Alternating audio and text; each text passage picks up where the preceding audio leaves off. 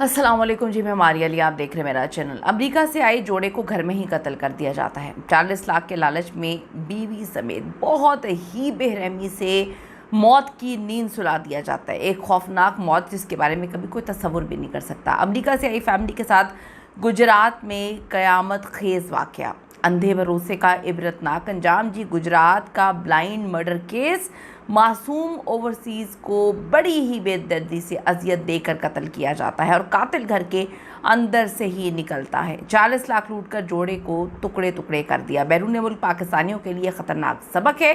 ये video overseas के लिए बहुत बहुत इम्पॉर्टेंट है। खुदारा ये गलती बिल्कुल ना करें। रिक्वेस्ट है चैनल को सब्सक्राइब करें, हमें आपकी सपोर्ट की ज़रूरत है और आपने वीडियो को आखिर तक ज़रूर देखना है। क्या कोई सोच सकता है, कोई तसव्वुर कर सकता है कि अपने ही वतन, अपने ही घर में चंद पैसों की खातिर किसी को बेदर्दी से कत्ल कर दिया जाएगा? आपका कोई जानी दुश्मन हो सकता है आपके घर के अंदर ही। एक ऐसा वाक़या, बल्कि इंतहाई अफसोसनाक, दिल दहला देने वाला वाक़या पंजाब के ज़िला गुजरात के इलाके डंगा के एक गाँव बदोवाल में पेश आता है, जहां अमेरिका से बड़ी ही खुशियां मनाने के लिए छुट्टियां गुजारने पाकिस्तान आती है ओवरसीज़ फैमिली के। उन्हीं के घर के मुलाजिम ने उन्हें बड़ी बेदर्दी से कत्ल किया। आप तसव्वुर कर सकते हैं? नहीं कर सकते। आप सोच सकते हैं कि किस तरह से आपको घर के अंदर ही बेदर्दी से मार दिया जाता है। आपको बताती हूँ कि ये किस तरह से वाक़या हुआ, किस तरह से ये खौफनाक कत्ल का मंसूबा बनाया। क्योंकि अक्सर ओवरसीज़ जब पाकिस्तान आते हैं, उनके घर में जो मुलाजमीन होते हैं उन पे वो अंधों की तरह एतबार करते हैं और ये सोचते हैं कि भाई ये तो पहले से इस घर में काम कर रहे हैं, बड़े एतबार वाले होंगे। उनको नहीं पता होता कि वो क्या गेम सोच रहे होते हैं। अच्छा जी, ये कहानी दो भाइयों की है। एक है ग़ुलाम सरवर और दूसरा है मोहम्मद अंसर। बड़ा भाई ग़ुलाम सरवर पाकिस्तान में ही रहता था, जबकि छोटा भाई मोहम्मद अंसर जो है अपनी अहलिया मुंजा के साथ यूएसए में सेटल था। वहाँ उनका अपना बहुत अच्छा खासा कारोबार था। वो एक खुशहाल ज़िंदगी वहाँ पे गुजार रहे थे। मई 2026 में बड़े भाई ग़ुलाम सरवर की ख्वाहिश पर अंसर और उनकी बेटी अहलिया ने पाकिस्तान आने का प्रोग्राम बनाया ताकि अपने प्यारों के साथ कुछ वक्त गुजार सकें।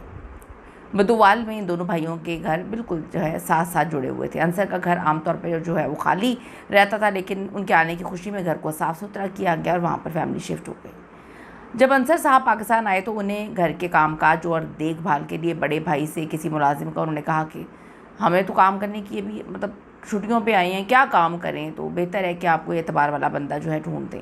सरवर साहब ने कहा। जान पहचान का एक मकामी नौजवान जिसका नाम शर्जील था, उसे बतौर घरेलू मुलाजिम रखवा लिया।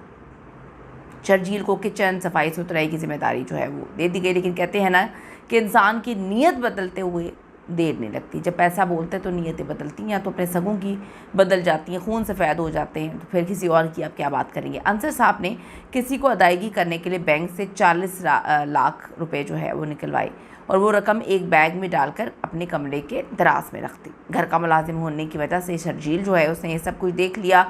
40 लाख रुपए की इतनी बड़ी रकम, शर्जील के जहन में तो जो है वो फितना जाग उठा। शैतान जो है उसको उकसाने लगा कि 40 लाख तो पूरी ज़िंदगी भी काम करता रहे तो कभी कमा नहीं सकेगा।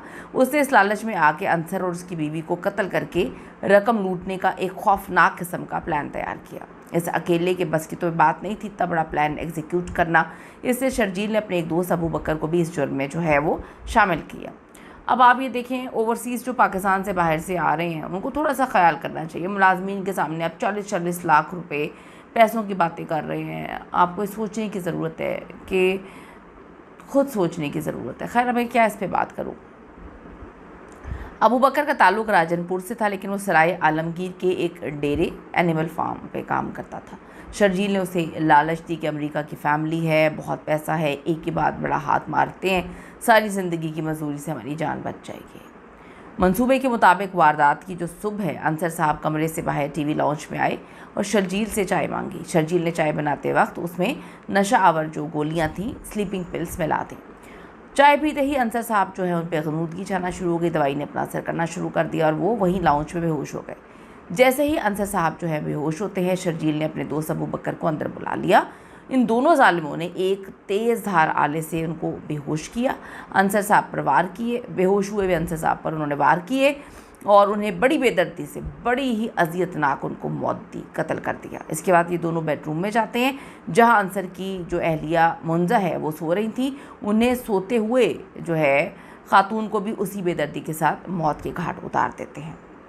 दोनों को कत्ल करने के बाद उन्होंने दराज से, क्योंकि इसको ये तक पता था, मतलब आप ये देखें कि आप लोग क्या कर रहे हैं, आप लोगों को क्यों इस बात की समझ बूझ नहीं है। खैर, इसको ये तक पता था कि किस दराज में 40 लाख रुपया रखा हुआ है। इससे 40 लाख रुपए का बैग और दीगर कीमती सामान निकाला। अब मामला पुलिस से छुपाना था, इसलिए उन्होंने पूरे घर का सामान जो है बखेरा, चीज़ें तोड़ी ताकि सारा वाक़या एक आम डकैती का मामला लगे, चोरी का लगे, जैसे बाहर से डाकू आए, मज़ामत की और फिर कत्ल करके चले गए। इसके बाद शर्जील ने अपने दोस्त अबू बकर को पैसों का बैग देकर सराय आलमगीर की तरफ रवाना कर दिया और ख़ुद एक सोची समझी प्लानिंग के तहत बाहर की एक बेकरी पर अंडे और डबल रोटी लेने चला जाता है, ताकि वो अपना ये बेगुनाही का सबूत जो है वो एक रिकॉर्ड बना ले। वारदात के वक्त तो वो घर पे मौजूद ही नहीं था। शर्जील ने जाते हुए घर का ऑटोमेटिक लॉक, बाहर से बंद होने वाला दरवाज़ा ठीक है वो लगा दिया। जब वो बेकरी से वापस आया तो उसने जानबूझकर बार बार बेल देना शुरू कर दी। अंदर से कोई जवाब नहीं आया। वो रोता और घबराता हुआ साथ वाले घर में, यानी कि बड़े भाई के घर, गुलाम सरवर के पास गया और कहा, सरवर साहब मैं तो बेकरी गया था, वापस आया हूँ तो अंसर साहब जो है दरवाज़ा नहीं खोल रहे, फ़ोन पे भी बेल जा रही है, कोई फ़ोन उठा नहीं रहा। सरवर साहब जो है वो परेशान हो जाते हैं।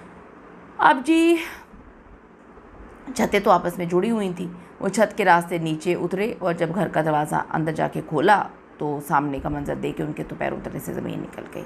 लाउंज में भाई की और बेडरूम में भाभी की खून में लथपथ लाशें पड़ी हुई थी। पूरे इलाके में कोहराम मच गया। गुजरात पुलिस फौरी तौर पे मौके पे पहुंची। ये बज़ाहिर एक ब्लाइंड मर्डर था, डकैती का केस लग रहा था, क्योंकि इस इलाके में किसी भी घर पे सीसीटीवी कैमरे मौजूद नहीं थे। पुलिस ने फोरेंसिक नमूने, लाशों का पोस्टमार्टम वगैरह सब कुछ करवाया। तहकीकात का आगाज़ हुआ। जब पुलिस ने घर के वाहिद मुलाजिम शर्जील से पूछगिछ की तो उसकी बॉडी लैंग्वेज पुलिस को काफ़ी मशकूक लगी। शर्जील का कहना था कि ये सब कुछ उसकी बेकरी जाने के दौरान, यानी कि सिर्फ 5 से 10 मिनट के अंदर हुआ। लेकिन पुलिस के तजर्बे ने यह बात पकड़ ली कि इतनी बड़ी वारदात, 2 लोगों का बेदर्दी से कत्ल और फिर घर का सामान इस तरह से बखेरना, ये 5 से 8 मिनट का काम तो नहीं लगता, इसमें बहुत ज़्यादा वक्त लगा होगा। पुलिस ने जब शर्जील को हिरासत में लेकर अपने रवायती अंदाज में तहकीकात की तो ज़्यादा देर झूठ जो है टिक नहीं सका और टूट गया। उसने एतराफ़ किया, लालच में आके उसने अपने दोस्त अबू बकर के साथ मिलकर ये वारदात की है। पुलिस ने फौरी कार्रवाई करते हुए सराय आलमगीर से अबू बकर को भी गिरफ्तार किया। इस केस में जो सबसे ज़्यादा हैरानकुन बात यह है वो इस कातिल की सफाकी और अदाकारी थी। पुलिस के मुताबिक कत्ल के बाद जब मकतूलीन की तदफीन हो रही थी तो कातिल शर्जील सबसे आगे आगे था और रो रहा था। जनाजे तदफीन के वक्त ऊंची ऊंची आवाज़ में रो रहा था, मातम कर रहा था, मेहमानों को चाय दे रहा था, पानी दे रहा था, रोए जा रहा था। कोई सोच भी नहीं सकता था कि जिसके हाथ अभी अपने आका के खून से रंगे हैं वो इतनी बेशर्मी से इतनी बड़ी एक्टिंग कर रहा है। नतीजा क्या है जी नाजरीन, ये अफसोसनाक वाक़या एक बहुत बड़ा सबक है। ख़ास तौर पे हमारे ओवरसीज़ पाकिस्तानी भाई जब बाहर से आते हैं, अपने वतन और मोहब्बत में मासूम होते हैं और लोगों पर बड़ी जल्दी भरोसा कर लेते हैं। किसी पर अंधा एतबार मत करें। घरेलू मुलाजमिन को कभी इतनी आज़ादी ना दें, उनके सामने इतनी चीज़ें ना करें, बड़ी इन्वेस्टिगेट करके उनको रखें। मुलाजिम को हमेशा एक हद में रखें, उसकी बहुत अच्छे से इन्वेस्टिगेशन करें। इसके बगैर कुछ नहीं है, यकीन करें इसके बगैर कुछ नहीं है। अपनी कीमती राय इस हवाले से ज़रूर दीजिएगा। वीडियो अच्छी लगी है तो शेयर करना ना भूलिएगा और आगे सिर्फ यही रिक्वेस्ट है कि अपना और अपने प्यारों का बहुत ख्याल रखें। अल्लाह ने के बाद।